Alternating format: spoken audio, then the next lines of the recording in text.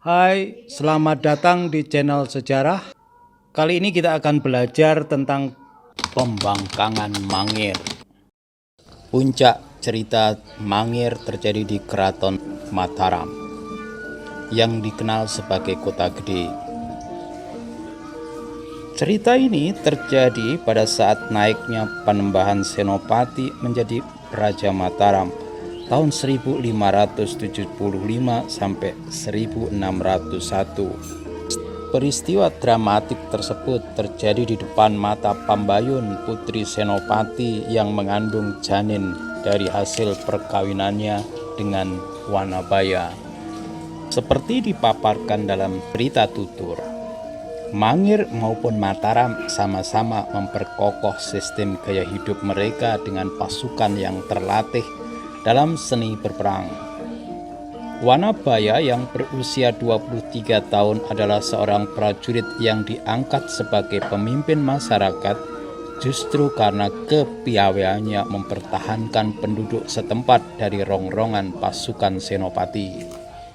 Mangir adalah sebuah perdikan yang dulu diberikan kepada seseorang yang telah berjasa kepada Majapahit. Yang tinggal di situ adalah Ki Ageng Mangir. Di dalam cerita tentang Baru Blinting, Ki Ageng Mangir diceritakan bahwa ia ketemu dengan seorang perawan Mendes. Karena memangku senjata Ki Ageng Mangir, akhirnya dia hamil dan melahirkan seorang anak berbentuk ular.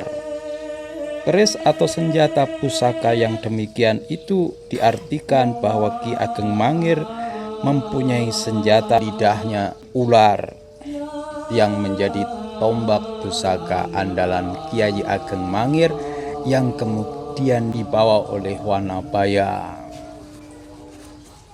Mengingat desa yang pada waktu itu terpelihara sampai sekarang, Wanabaya terangkat menjadi ketua perdikan melalui pemilihan setelah Ki Ageng Mangir meninggal dan mengundurkan diri. Wanabaya adalah seorang pemuda berumur 20-an tahun. Suatu hal yang luar biasa, dia terpilih sebagai tetua perdikan Mangir. Wanabaya mempunyai senjata Baru Blinting yang diceritakan sebagian lidahnya seekor ular yang dipegang tangan Wanabaya. Inilah jelas tentang permusuhan antara Mataram dan Mangir. Keadaan Mangir waktu itu dalam ancaman perang dengan Mataram, dan ia pun tidak kurang luar biasanya mempertahankan perdikan Mangir.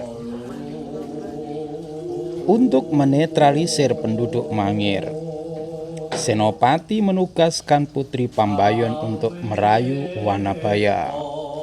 Pambayun menyamar sebagai penari renggong yang hidup di tengah masyarakat pada akhir-akhir itu dan kemudian berjumpa dengan Wanabaya dan langsung menikahinya.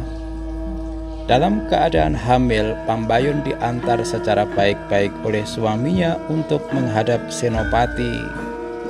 Tapi demikian, dalam memperkokoh sistem ekspansi Mataram yang sedang dibangun Senopati, penasehatnya Juru Martani, kebahagiaan sang putri termasuk masa depan janin yang dikandungnya dan suaminya harus disingkirkan.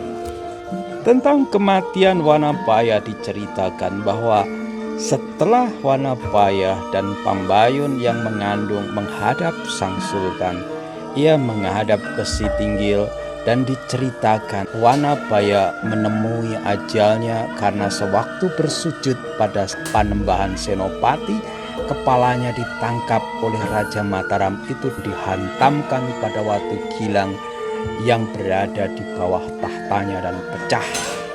Darah mengalir dan kematian Wanabaya disaksikan oleh istrinya Pambayun dan pejabat-pejabat Mataram.